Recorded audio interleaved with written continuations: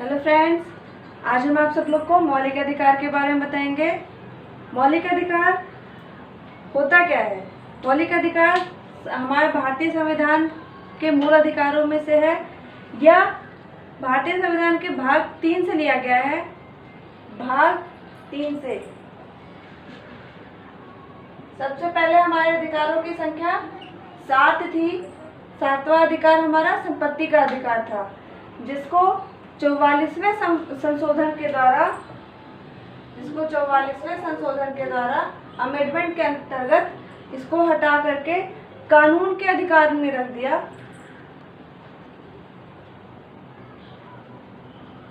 कानून के अधिकार के रूप में अनुच्छेद 301 के अंतर्गत इसको रखा गया है। ठीक है। अब हमारे पास 6 अधिकार हैं। तो आइए देखते हैं कि इन 6 अधिकार में हमारे कौन कौन से अधिकार दिए गए हैं। ठीक है। तो सबसे पहला अधिकार हमारा समानता का अधिकार है। समानता का अधिकार अनुच्छेद 14 से 18 तक है, जिसे राइट्स ऑफ इक्वलिटी भी कहते हैं। राइट्स ऑफ इक्वलिटी के अंदर सारे अनुच्छेदों को हम कैसे याद करें, इसका एक ट्रिक है। आइए देखते हैं। इस ट्रिक को हम एक सिंपल वर्ड में लिख लेंगे। ठीक है।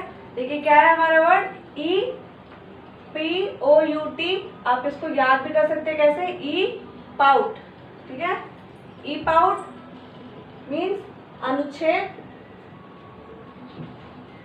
14 को डिनोट करेंगे हम ई से। ई का क्या फॉर्म है, इक्वलिटी ऑफ लॉ। मीन्स कि किसी भी नियम या कानून के अंतर्गत सभी व्यक्ति एक समान है। अनुच्छेद 15 P प्रोहिबिटेड ऑफ डिस्क्रिमिनेशन।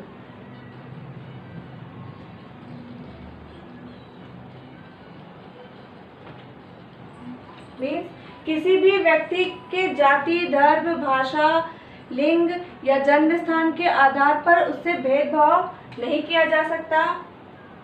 अनुच्छेद 16 ओ अपॉर्चुनिटी मतलब अवसर।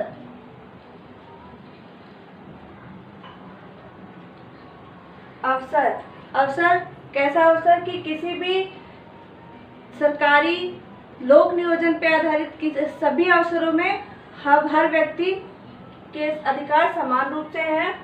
अनुच्छेद 17 यू अनटचेबिलिटी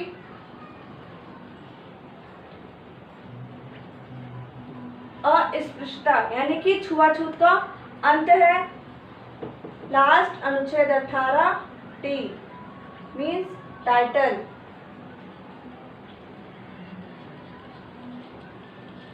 टाइटल का क्या है, टाइटल मीन्स कि सेना या विधा इन सेक्टर को छोड़ करके बाकी सारे सेक्टर के उपाधियों का अंत है। ये हो गया हमारे समानता के अधिकार के अंदर आने वाले सभी अनुच्छेद। दूसरा अधिकार है हमारा स्वतंत्रता का अधिकार, अनुच्छेद 19 से 22।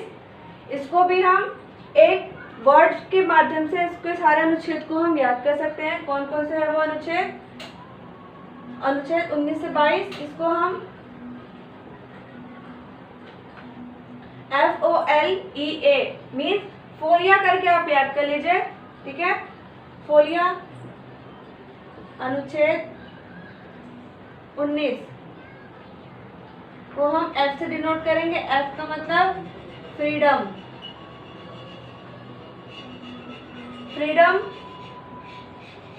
फ्रीडम में हमारे 6 अधिकार दिए गए हैं। इन 6 अधिकार को हम कैसे याद करेंगे, ये 6 अधिकार कभी हमारे क्वेश्चन में भी आ जाते हैं। कौन कौन से हैं वो 6 अधिकार हमें, और इन 6 अधिकारों को हम एक वर्ड के माध्यम से याद कर लेंगे। पहला है हमारा स्पीच मतलब भाषा। हमें भाषा या भाषण दोनों की स्वतंत्रता है। अमेंडमेंट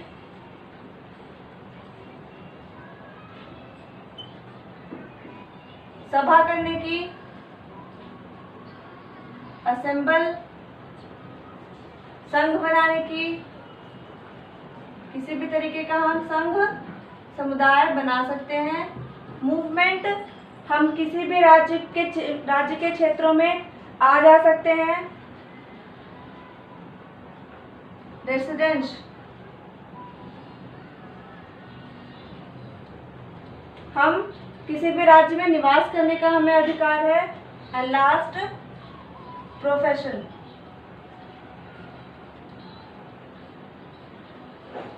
प्रोफेशन, हम अपनी योग्यता के आधार पर कोई भी व्यवसाय हम चुन सकते हैं, कर सकते हैं। ये हमारे अनुच्छेद 19 के अंतर्गत आता है।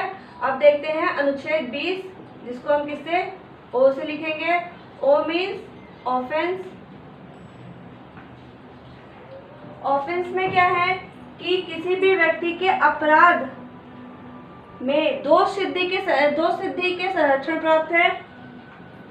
नेक्स्ट, अनुच्छेद 21 L, protect of life.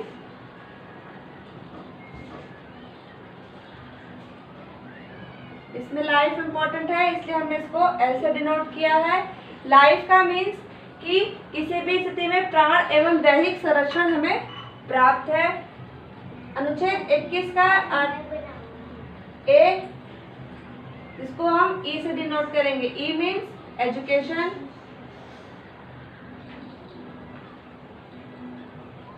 Education, हर बालक की प्रारंभिक शिक्षा अनिवार्य कर दी गई है। यह भारतीय संविधान में 86 अमेंडमेंट के अंतर्गत किया गया है। ठीक है, 86 अमेंडमेंट हमारा कब हुआ था, 2002 में। एंड लास्ट हमारा है अनुच्छेद 22, जिसको हम ए से डिनोट करेंगे। ए और अरेस्ट। अरेस्ट क्या है कि किसी भी निम्न परिस्थिति में हमें गिरफ्तारी में संरक्षण प्राप्त है। तो ये रहे हमारे स्वतंत्रता के अधिकार के अंदर आने वाले सारे अनुच्छेद। तो नेक्स्ट है हमारा शोषण के विरुद्ध अधिकार, अनुच्छेद 23-24 मीन्स राइट अगेंस्ट एक्सप्लॉइटेशन। इसमें हमारे सिर्फ 2 अधिकार प्राप्त हैं। इसको हम सिंपली 2 वर्ड से डिनोट करेंगे, क्या, एफ और सी। ठीक है, किससे डिनोट करेंगे हम, एफ और सी। अनुच्छेद 23 मीन्स एफ, फोर्स लेबर या फिर बेगिंग। हम किसी भी व्यक्ति की खरीद बिक्री नहीं कर सकते हैं या उनसे जबरदस्ती या इच्छा के विरुद्ध हम उनसे मजदूरी भी नहीं करवा सकते। ये हमारे अनुच्छेद 23 के अंतर्गत ये अधिकार प्राप्त है। अनुच्छेद 24 जो सी से डिनोट करते हैं, क्या है इसका, चाइल्ड लेबर। हम 14 वर्ष तक के सभी बालकों को किसी भी तरीके का बाल श्रम, यह गैर कानूनी है, इसे नहीं कराना है। तो ये हमारे 3 अधिकार जिनके कॉन्सेप्ट क्लियर है।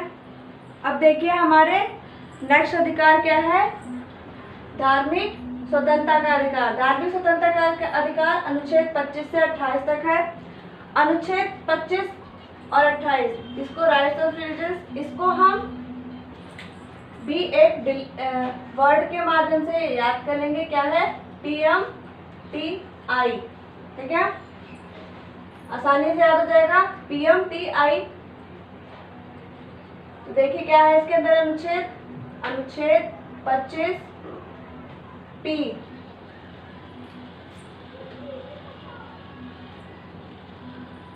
अनुच्छेद 25 से क्या आता है हमारा, प्रोफेस।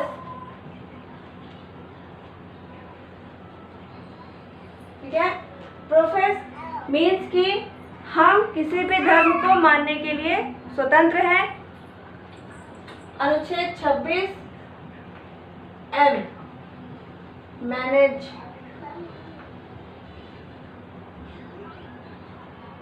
Religious affairs. जितने भी धार्मिक रिलीजियस अफेयर्स हैं उनको मैनेज करना है, धार्मिक कार्यों को पूरा करना है। अनुच्छेद 27T टैक्स, रिलीजियस टैक्स का यूज हम रिलीजियस में अपने धर्म के प्रचार प्रसार को प्रमोट करने के लिए कर सकते हैं कि हमारा धर्म का प्रचार हो, प्रसार हो, उसको और अधिक लोग जाने और समझे। अनुच्छेद 28 को हम आई से करेंगे। आई क्या है? इंस्टीट्यूट।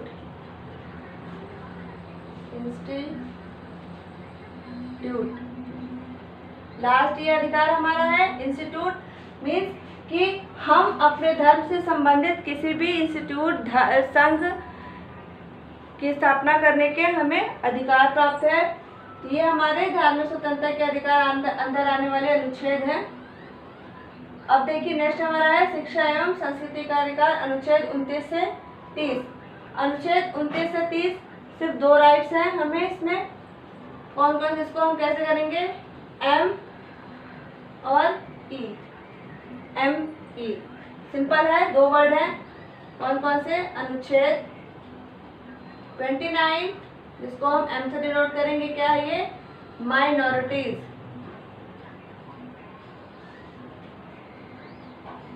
माइनॉरिटीज मीन्स अल्पसंख्यक। किसी भी अल्पसंख्यक को अपने रहने का या फिर उसके धर्म से रिलेटेड सारे अधिकार उसको प्राप्त हैं। अनुच्छेद 30 एजुकेशन, इंस्टीट्यूट,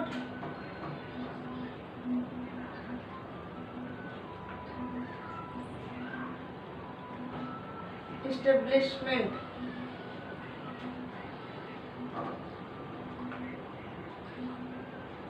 ठीक है। अनुच्छेद 30 में क्या हमें अधिकार प्राप्त है कि किसी भी माइनॉरिटीज या किसी भी अल्पसंख्यक समुदाय को अपने धर्म से संबंधित संघ, स्कूल, इंस्टीट्यूट बनाने की उनको अधिकार प्राप्त है। ठीक है, ये यहाँ तक हमारे सारे अधिकार आते हैं। लास्ट एंड मोस्ट इम्पोर्टेंट हमारा संवैधानिक उपचारों का अधिकार, अनुच्छेद 32 rights of constitution remedies. Means कि अगर किसी भी व्यक्ति का किसी भी अधिकारों का हनन किया जाता है, उसकी अवमानना की जाती है या उससे ज़बरदस्ती वो काम कराया जाता है जो उसको नहीं करना या फिर जो उसके अधिकार के बाहर है, उसकी याचिका लेकर के हम सुप्रीम कोर्ट में जा सकते हैं। कहाँ? सर्वोच्च न्यायालय में। कैसे? He can move the Supreme Court which has been empowered to safeguard the fundamental rights of a citizen। इसीलिए इस अधिकार को डॉक्टर भीमराव अंबेडकर ने भी इसे संविधान की आत्मा कहा है। ठीक है, क्या कहा इसे भीमराव अंबेडकर जी ने?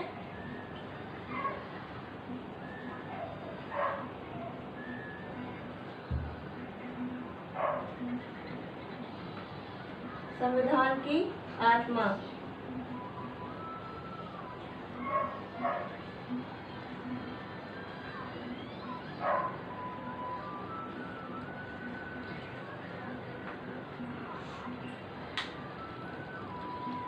तो आज हमारा ये टॉपिक फंडामेंटल राइट्स क्लियर है। आई होप आप लोग को ये वीडियो पसंद आया होगा। तो अब हम नेक्स्ट टॉपिक के साथ मिलते हैं नेक्स्ट वीडियो में। ठीक है, ओके, थैंक यू।